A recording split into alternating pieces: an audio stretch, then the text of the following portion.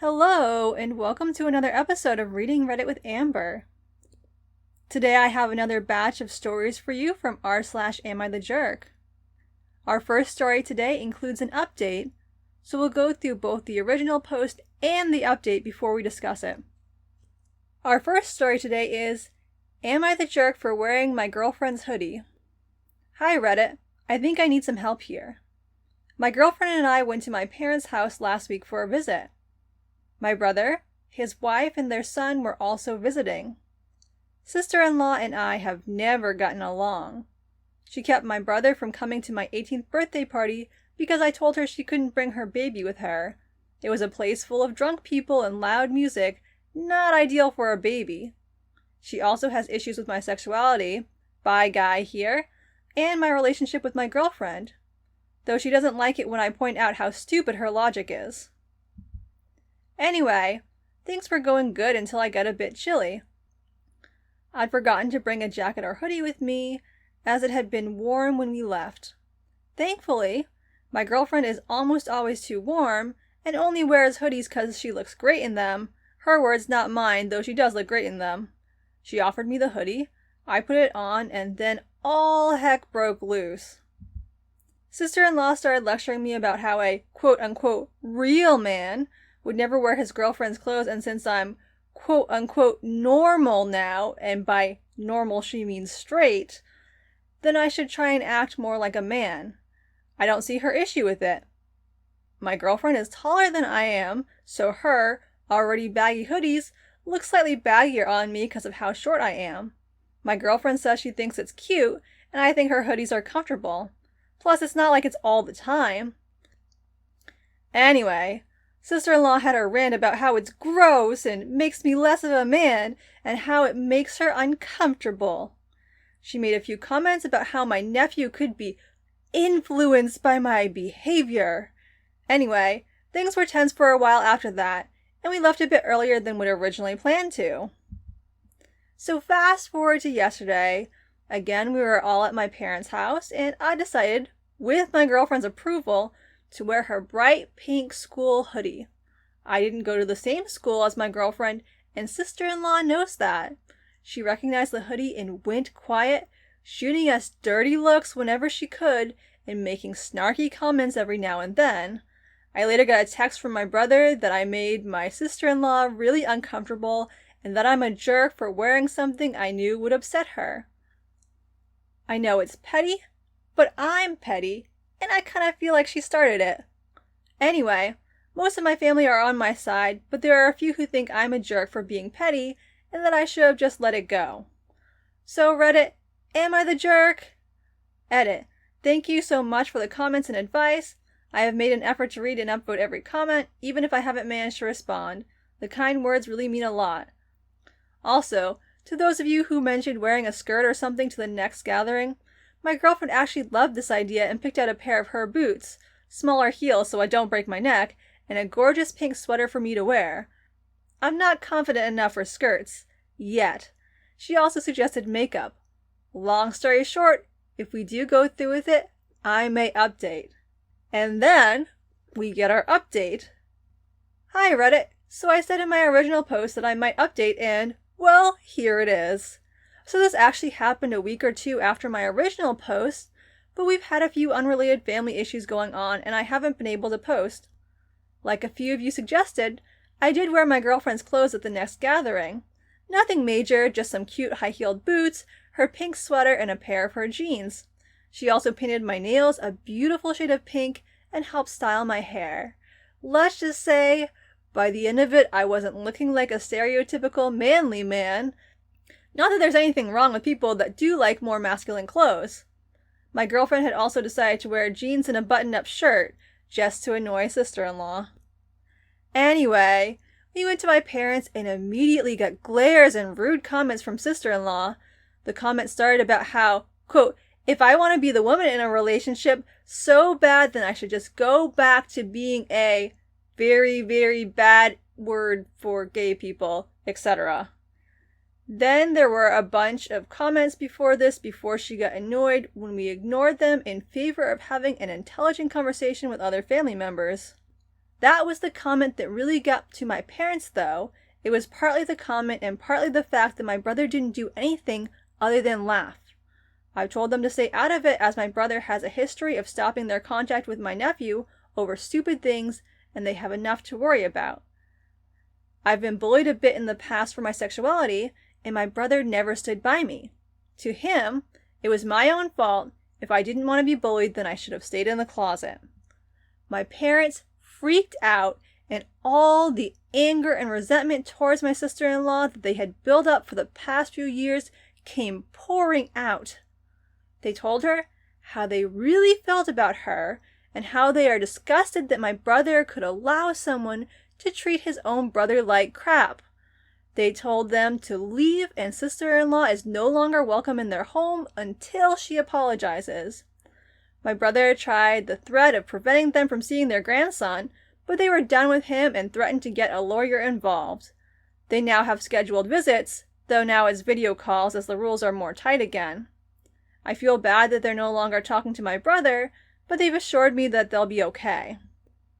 Honestly, this turned into my parents being awesome rather than myself or girlfriend doing much, other than looking absolutely fabulous. Either way, I'm glad that we won't have to see her for a long while. We blocked her everywhere after this incident due to the angry messages and voicemails we were getting. I know this probably isn't the update a lot of people were hoping for, but it's brought my family some peace of mind, and I'm happy with that. And then there's a little update about the status of the grandparent-grandchild relationship. And I didn't think it was relevant for our purposes, but if you want to read the legalities of how that all works, it's in the original post, which I'll link to below. OP is not the jerk. It's his body. He can wear whatever clothes he likes. Wearing his girlfriend's clothing does not impact sister-in-law at all, and if it hurts her sensibilities, so be it. Sister-in-law's homophobia and gender essentialism are the issue here. It's good that OP's parents stuck up for him, and I hope they can continue to be involved in their grandson's life, because he's going to need loving and accepting role models, and he's not going to get that from his parents.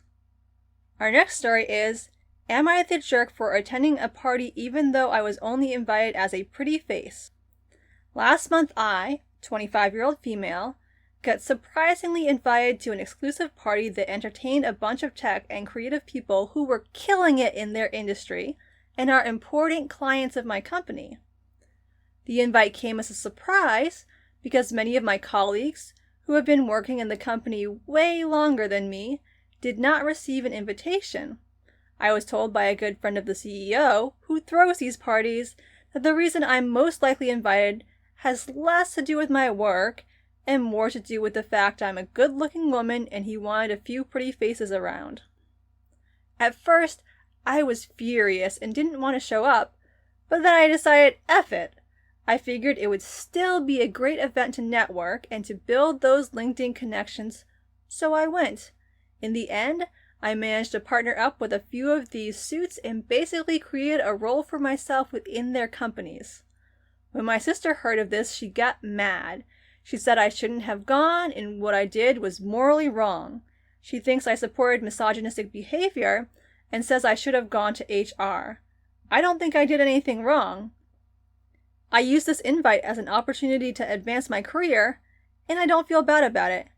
Am I the jerk for this? I'm going to say that OP is not the jerk. First of all, it sounds like pure speculation on the boss's friend's part that it was a looks-based decision. It's possible that OP's job performance is superior in some way to that of her coworkers who have been working there longer. Plus, even if it was motivated by OP's looks, if she can make connections and rise up the ranks, maybe she can help change the corporate culture. Refusing to go would do nothing to change who was in power in the industry, and it might even harm her career if there's an expectation for invitees to attend. Our next story is, am I the jerk for telling my dad it's not my fault his family is broken and he should blame himself? I'm my dad's oldest child and his only child from his marriage to my mom. My mom was unable to have children after she had me, and my dad always wanted more, so he cheated and slept around, and eventually he and his current wife started an affair which came out when I was 12. She was 6 months pregnant when my mom and I learned the truth. She also had 3 kids already with a different guy. My dad thought everything would be perfect from day one. He expected me to love his new wife and the other kids, and we would be a picture-perfect family. But I was ticked, not gonna lie, and I didn't accept his wife or her kids or my half-brother when he was born, or for a long time after that. They would enforce family time, and it always sucked. One day, when I was 16, I told them I was there to see my dad, not play families or go along with the charade anymore, and we weren't a family, and I didn't care about any of them except my dad. I think I also might have told him that he was number 1 on my garbage list, but maybe I said that after he pulled me aside. I stopped going to his house after that, and there were no more attempts made at being a family.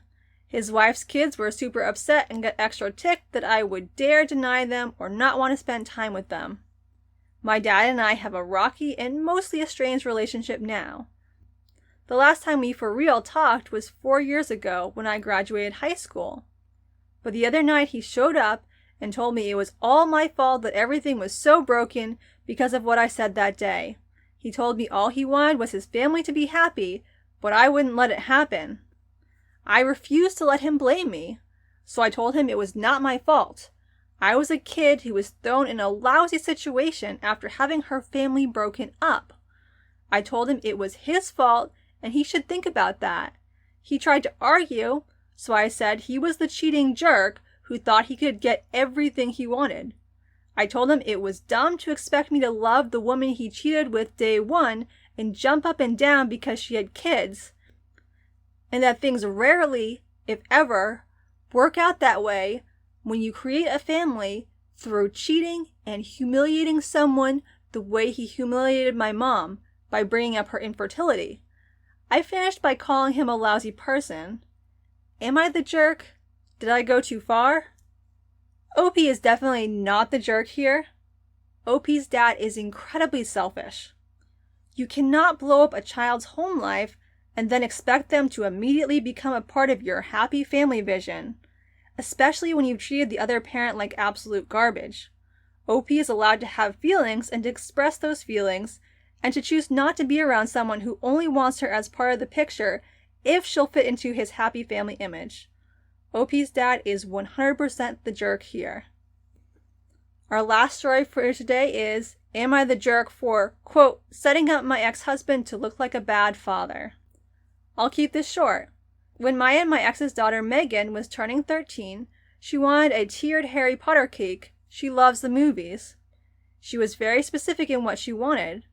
I told her as gently as I could that I didn't think we'd be able to afford that, and my ex took that opportunity to be the fun parent and said in a doting voice, "Oh baby, don't worry, Daddy will get you your cake."